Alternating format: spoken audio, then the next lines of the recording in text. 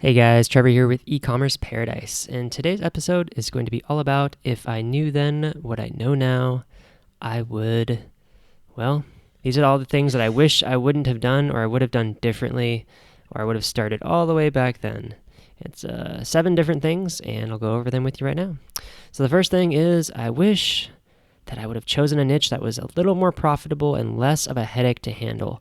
I'm not going to go into the specific niche that I started with right now in this episode, but I am going to tell you that it is a pain in the butt, and the customers do have a lot of issues with the product sometimes, unfortunately. So it is a complicated product. It has lots of different parts. It requires assembly, and it is a pain in the butt to ship. So yes, it definitely is a pain, and it's not as profitable as I wish. The net margins on it is somewhere between like 7 to 10%, depending on how much traffic we pay for. So it's not as profitable as other niches where you're making, 15, 20% net. So it depends. And what we do is high ticket drop shipping. So it can be very painful when a customer wants to return a product. Painful for the customer, for the supplier, and for us. And we have to develop systems to eat that revenue, unfortunately. So as far as niches go, there's a lot of different niches out there, but judging from the new Amazon Associates affiliate commission structure, where they base it upon the profitability of the product, not necessarily how many products are referred to, I think the home goods category is the most profitable category. So obviously there's tons of product verticals within home goods, and you just look around your house and you'll see all these different products. Every single one is known as a product vertical, meaning there's multiple suppliers and multiple products, versions, and competitors about any one product. Some examples are dining room tables, bathtubs, kitchen islands, bar stools, I don't know, anything around the house you can think of. So yeah, home goods are definitely more profitable, I would say, than most of the other products out there. I will say that the niche that we're in is a sporting outdoor stuff. So those kinds of things are generally less profitable. And on the Amazon Associates list of commission structures, it's 4% commission on that kind of stuff instead of 8% on home goods. So it kind of shows you right there, it's almost double, which is great. So definitely choose something in the home is what I would have done in the first place. Now, the way it worked out, it was just, a happenstance that we happened to get chosen our niche. The guy I was working with, he actually saw the products being used a lot around our local area, and he thought, this might be a really cool thing to sell since it's in a high demand around 2010, and it sure was. And so that worked out really well. But still, a few years later, we became successful, and scaling was very difficult because of the products. And the more we sold, the more headaches we had to deal with, and the more hassles we had to deal with, the more issues with shipping damage and warranty and returns we had to deal with. And we didn't have the skills to manage a remote team. And my partner had a full-time job, and I was, trying to work my butt off to try to get the website profitable. And it, it just wasn't profitable enough, right, to deal with all the headaches. And that was the biggest issue. So if you're going to start with high ticket e-commerce, don't necessarily do something you're passionate about, because it was kind of a niche that I was sort of passionate about. And that's why we chose it in a way, besides just the demand. But choose something that's profitable, because no matter how many headaches there's going to be, you'll have profit to pay for them. And thus, it'll be less of a headache. All right? So that's key. Let's go on to number 2. Number 2 is I wish I would have started creating more videos and podcasts and blog content about my lifestyle when I first got started with entrepreneurship. I wish I would have just started a blog and did daily or weekly articles, or started a YouTube channel, or started a podcast of some sort, and just not cared what people thought like this, and just, get out there and help people and have fun with it, and, offer advice or offer stories or whatever experiences.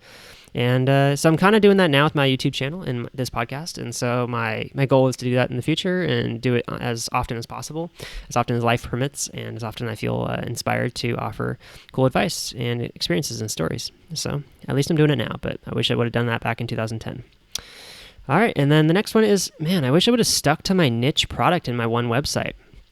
I started expanding beyond just the one product selection because I saw other opportunities, and, I almost don't want to say, but greed got the best of me in a way. I really wanted to make more money from other product verticals. And so I started offering a lot of different product verticals that weren't exactly relevant to the market of my initial product vertical. And that's dangerous, because if the person that is interested in your initial market is nowhere near the type of person that would be interested in the other market that you're going to be pitching another product vertical to, then you definitely shouldn't have that on the same website. And if you are, you have to be really careful with your marketing. You have to have segmented email lists, and you have to have different blog verticals of content, different video content verticals. I mean, I see people out there doing these general stores, and I don't know how much success they have, but I've tried to do it myself, and it's really a pain in the butt because you have to do a lot more technical marketing. So to keep it simple, it's really nice to actually make separate websites for different categories, right? Instead of combining multiple categories into one site. So by making separate sites for different categories, you'll be targeting one specific consumer segment, and maybe, a couple that are very similar to it, but those consumer segments are going to be interested in your core product line as well as maybe the subproduct line, and maybe that subproduct line is what they came to be interested in, and then they're also interested in your core product line because of that. So just keep that in mind. You have to study your niche market enough and your niche product enough to know the target consumer that you want to be targeting with your content, because copywriting is all about talking to the right person. If you know who you're talking to, your ideal customers, then that site should just be specifically for that target customer. And if you're going to have a different customer that is interested in different things, like old versus young, or male versus female, or whatever, different demographics, or even different psychographics, like what they're interested in and stuff like that, then you should make separate websites.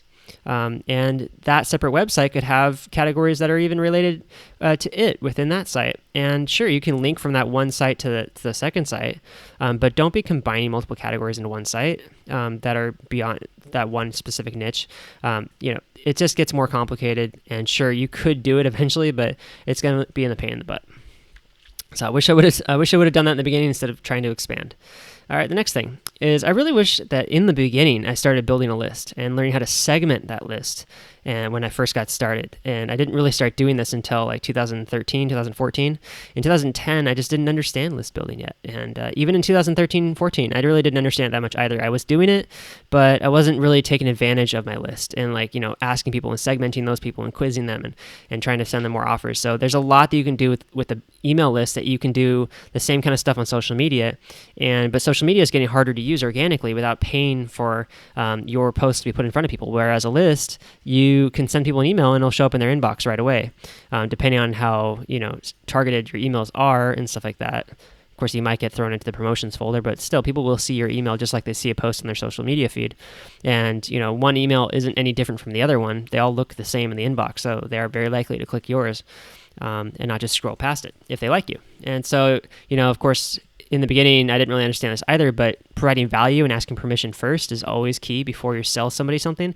Because if you try to start just selling somebody something without them wanting to be sold, they're going to label you as spam.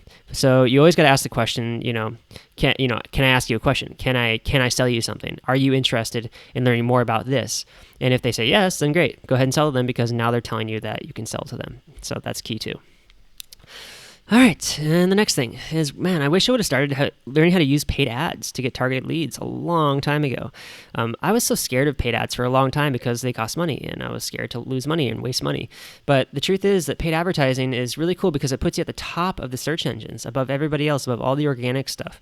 And a lot of the times, even now, like with Google and even Facebook, they'll put the paid ads first before anything below the fold, even like above the fold. There'll be picture ads, there'll be text ads and all that stuff, and then you got to scroll down to get to the organic stuff. So more and more these days, people are actually clicking on those paid ads and trusting them more to get what they want and need. And more Facebook and Google is having to crank down on advertisers and kick them off their platform because of certain things like bait and switch tactics and false advertising and other things like that. So but if you stick to white hat stuff and you do only good things and you run a good business, you can use paid advertising to get super targeted leads and really build a business fast, get sales fast instead of having to wait a long time for organic sales to come through. All right. And then next, man, I wish I would have started learning how to build manage a remote team from the Philippines to do our customer service for us from the beginning. We didn't really become profitable enough to do this until 2014, but if I would have started at least messing around with it more, it probably would have gotten used to it, as much as I am now. But it took a long time to understand how to structure people's work schedules, how to create due dates, and how to create projects that actually can get done. It took a long time to understand, how to actually pay people, right? And so, what I know now is really, really key stuff. And I'll be making a separate episode on this, but just go over it really quick. The way I do it is I pay people hourly for customer service, and I pay people per project for anything that's not customer service. So like writing blog articles, adding products to the site, any web development stuff I need done, any emails I need written, I pay them per project on that. I don't pay hourly for that kind of work. And that's about it. But yeah, I'll do a separate episode on that. But man, I wish I would have learned that a long time ago. And last but not least, I really wish, honestly, that I would have never sold my business. It's nice getting a big cash influx and all, and you can take a mini retirement. But the truth is, the money goes quicker than you think it will. It always does, because you get comfortable and you get used to having a lot of money, and you tend to just travel a lot and get lazy and not want to do work or not want to do research. And the problem with that is it's just like working out. If you don't flex your marketing muscles, if you don't flex your research muscles and your work muscles, then you get weak. And so every time, this has happened twice now, I sold my business, I got kind of weak after, 4 to 5 months later, and it just ended up being, I wouldn't mind spending so much money. I would spend money on all sorts of stuff I didn't need, and online courses, software, physical products, and anything. And I wasn't really tight with my budget and stuff like that. And so it's like selling a business is cool and it's awesome to get the money, but really I wish, in retrospect, of course, hindsight is 2020, but I really wish I would have focused instead on scaling the business, or just starting new businesses, or even just starting different passive income streams with affiliate marketing and information products, which I'm actually working a lot on now. And, part of the reason why I did Ecommerce Paradise and finally started again is because I just really like to help you guys understand what mistakes not to make in your business and your life as well. So hope this episode really did help you. And just keep in mind, once you get to that level where you can sell a business, for like $50,000 or even $100,000, just understand that money will go a lot quicker than you think it will.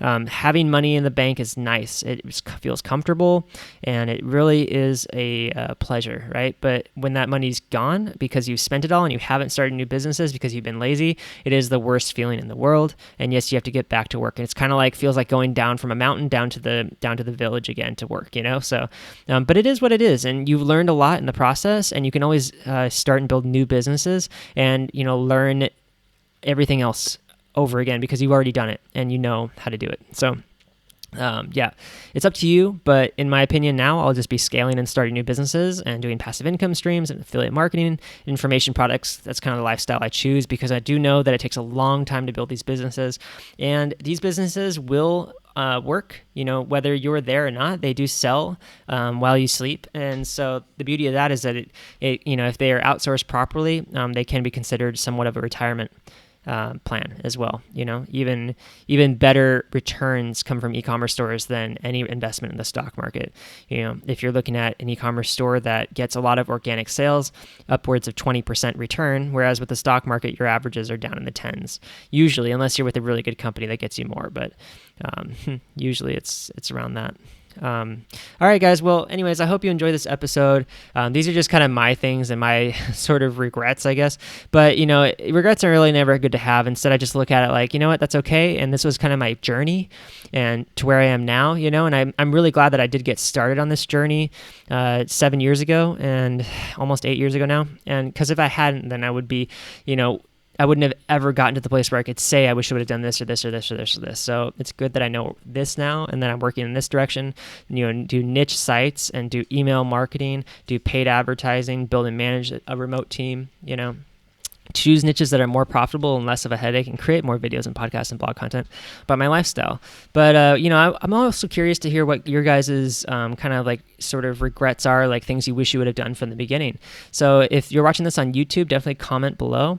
And if you're on the podcast, you can go to YouTube and find the video and comment on that one as well. So really hope you guys enjoyed this, and we'll see you out there.